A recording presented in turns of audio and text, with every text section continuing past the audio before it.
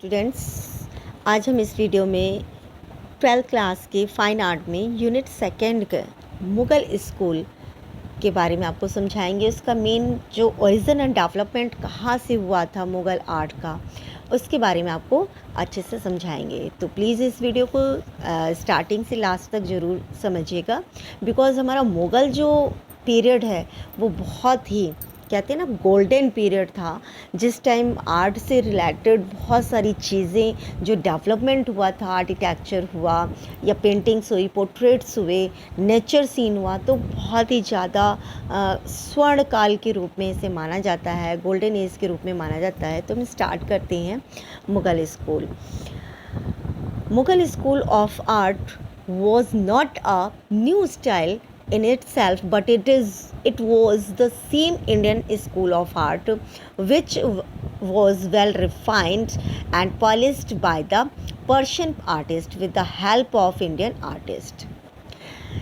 Means कि Mughal art जो है एक नए स्टाइल का, एक न्यू टेक्निक जो यूज़ की गई थी उसमें, कहने का मतलब कि जो पहले से इंडियन स्कूल ऑफ आर्ट से जो चलता चला रहा है, जो भारतीय संस्कृति से हमारी आर्ट चलती चली आ रही है, उसी में थोड़ी सी न्यू टेक्निक को जोड़ करके, न्यू स्टाइल को जोड़ करके इसको दिखाया गया है। एक कहने का मतलब कि जो पहले से चलता चला रहा है सेम एट इज़ वैसे ही आर्ट है, वैसी ही चित्रकला है, उसमें कोई नया आर्ट नहीं है, एक नई टेक्निक उसमें ऐड की गई है, एक पूरी तरह से नया डेवलपमेंट नहीं है।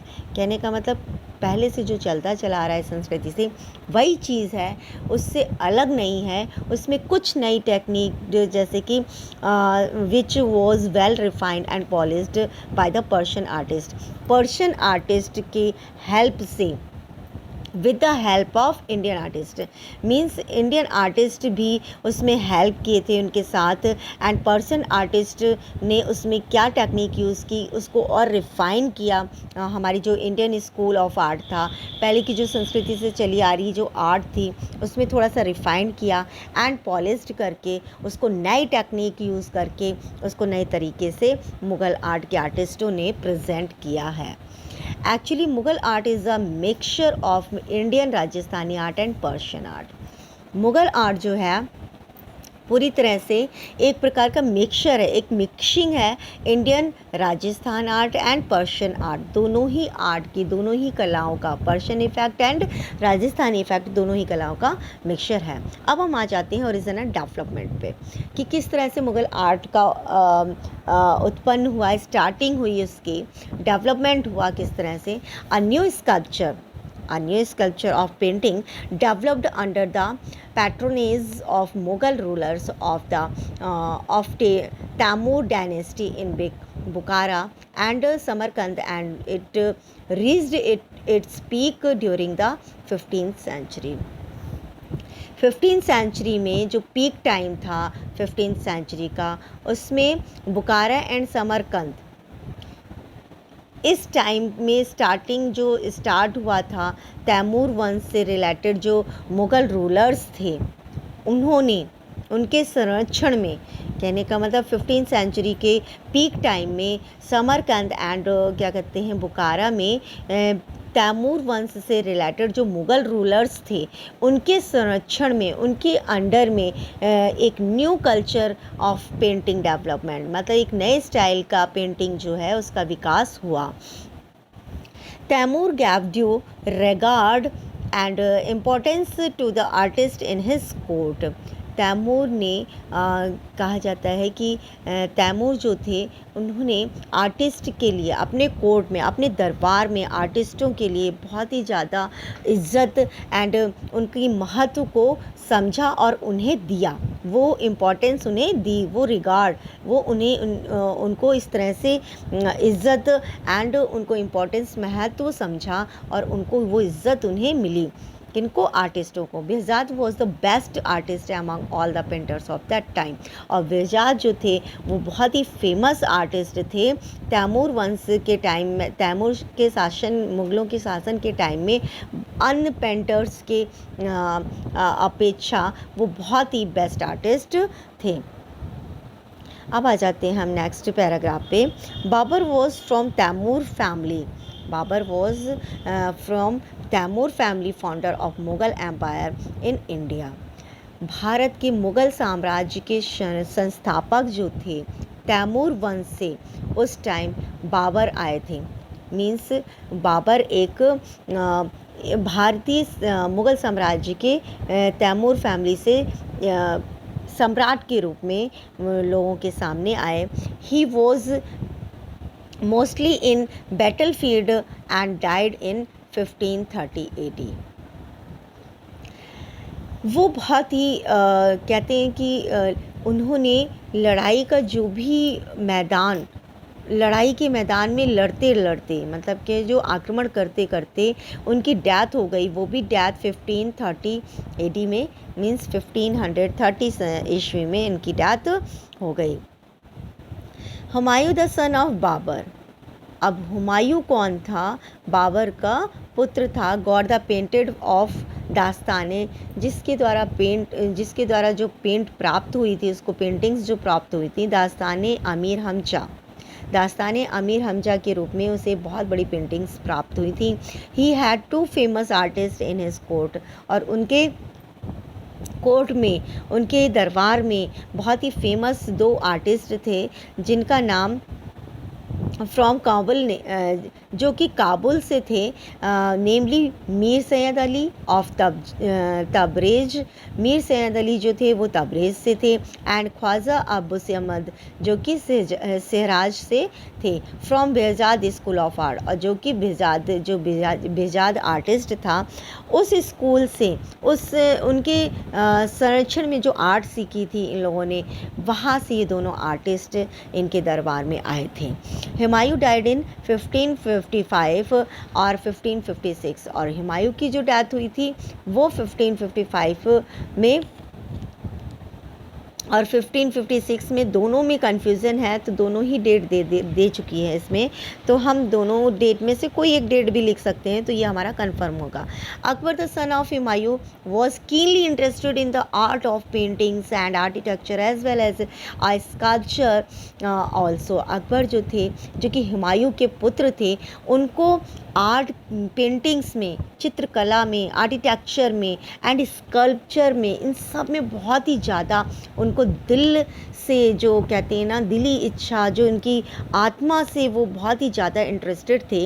ए large number of Indian artist from all over India were required to work in his court. और जो इनके दरबार में एक कहते हैं ना, इंडियन आर्टिस्ट जो थे, जो कि बहुत ज़्यादा थे इनके दरबार में, इनके संरक्षण में, और जो कि इंडियन जो पूरे इंडिया से रिलेटेड जितने भी महत्वपूर्ण फेमस आर्टिस्ट थे, वो सारे इनके दरबार में वर्क करते थे। There are many manuscripts that were illustrated in his time.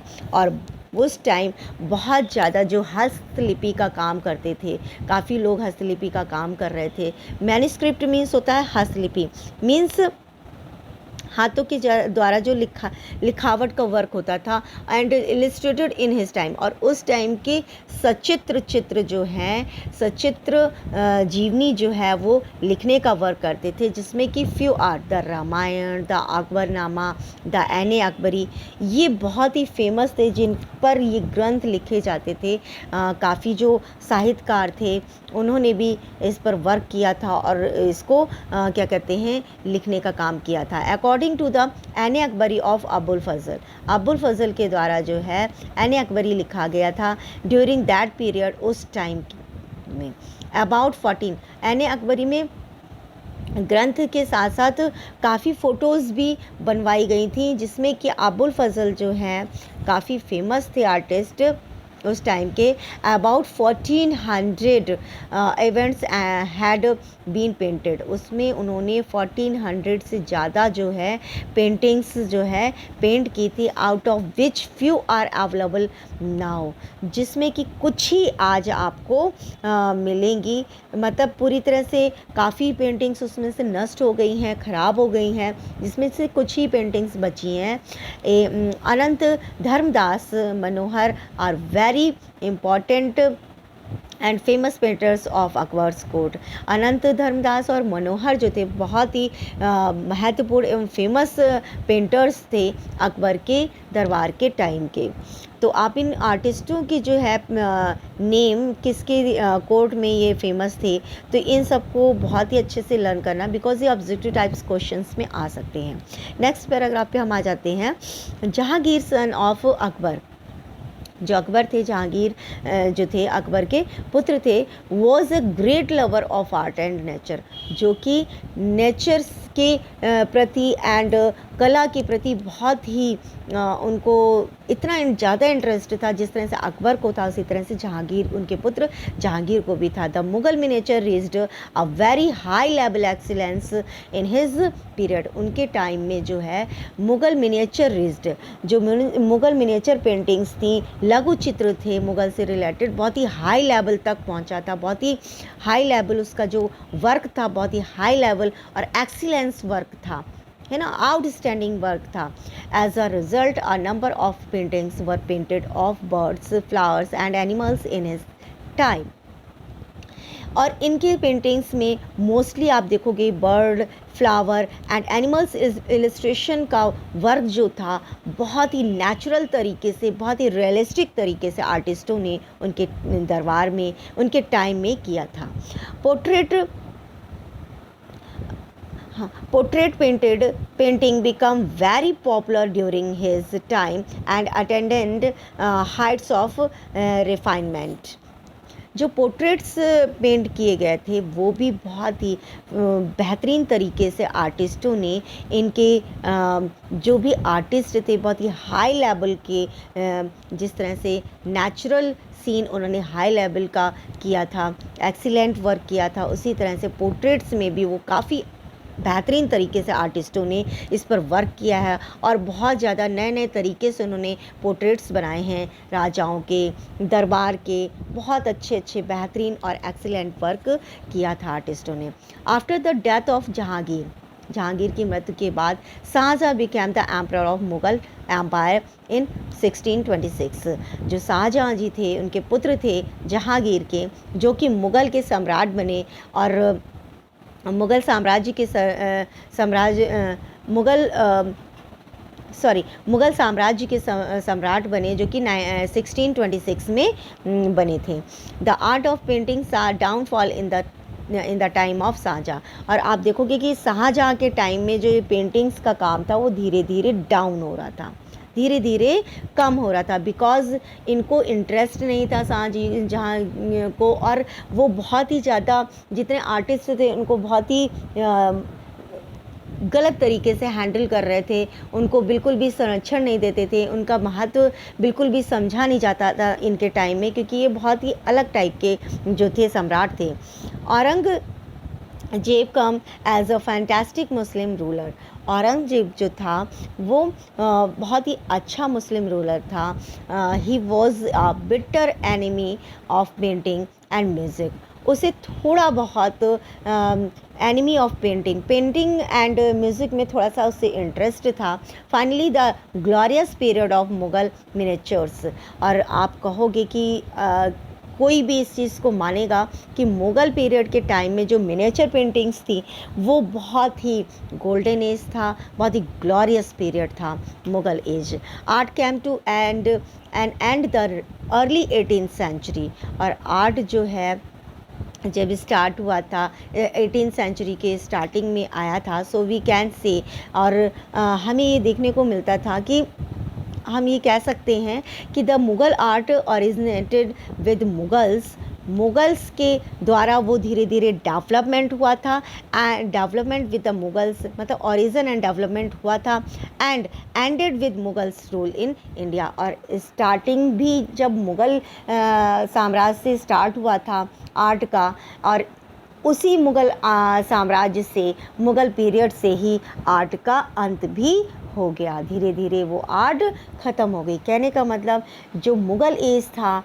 वो एक गोल्डन पीरियड था हमारे आर्ट से रिलेटेड, हमारी पेंटिंग से रिलेटेड, एंड स्कल्पचर उसमें देखिए, आर्किटेक्चर का वर्क भी बहुत बेहतरीन तरीके से किया था। इतने बेहतरीन आर्टिस्ट थे हमारे मुग़ल एज के टाइम में, लेकिन धीरे धीरे वो शाहजहाँ और औरंगज़ेब के टाइम तक आते आते वो पूरी तरह से ख़त्म हो गया, समाप्ति ही हो गया एक तरह से। तो इसका ओरिजिन एंड डेवलपमेंट हम इस तरह से बहुत अच्छे से मैंने एक्सप्लेन किया आप लोगों को। तो अगर आप लोगों को समझ में आया हो तो थैंक्स स्टूडेंट्स।